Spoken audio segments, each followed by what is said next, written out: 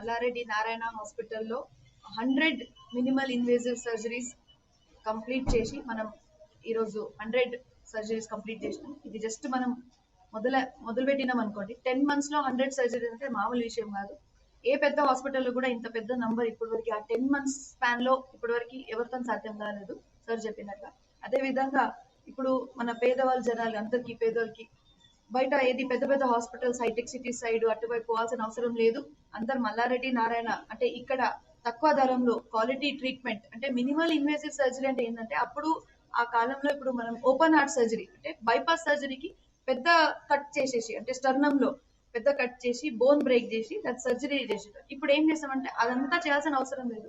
ఒక చిన్న హోల్ తోని ఒక చిన్న ఇన్సిజన్ తోని మనం అదే సర్జరీ ఒక తక్కువ టైంలో ఇంకా సర్జరీ అయిపోయిన తర్వాత కూడా మనం ఒక 15 days 15 రోజులు ఉండాల్సిన అవసరం లేదు. వారంలోనే ఇంటికి వెళ్ళిపోవచ్చు. మళ్ళీ ఇన్ఫెక్షన్ రేట్ కూడా తగ్గిపోతుంది అనమాట. ఒక పెద్ద సర్జరీ అయితే ఇన్ఫెక్షన్ రేట్ పెరుగుతుంది. అదేవేళ చిన్న హోల్తో ఒకవేళ సర్జరీ అయితే ఇన్ఫెక్షన్ రేట్ తక్కువ ఉంటుంది. సో రికవరీ త్వరగా అవుతుంది. సో అదే విధంగా బైపాస్ సర్జరీలోనే కాకుండా ఇంకో ఎన్నో సర్జరీస్ లో ఎన్నో ట్రీట్మెంట్ లో మనం మినిమల్ ఇన్వేసివ్ ఇది చేయొచ్చు. ఇది చేయడానికి ఎక్స్పర్టీస్ అవసరం ఉంది. అంటే ఏ హాస్పిటల్ పడితే ఆ హాస్పిటల్లో చేయలేము. దానికి కావాల్సింది మరి ముఖ్యంగా ఒక సర్జన్, ఒక మంచి స్కిల్ఫుల్ సర్జన్. సో దానికి మా దగ్గర ఒక టీం ఉన్నారు. డాక్టర్ హర్ష్ బదామి సార్ ఉన్నారు.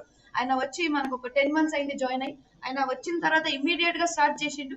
అసలు అప్పటి వరకు ఈ వైప్ ఆఫ్ ద సిటీలో మినిమల్ ఇన్వేసివ్ సర్జరీ ఇట్లాంటి మనం అంటే ఏదైనా ఉంటది అని కూడా తెలియదు.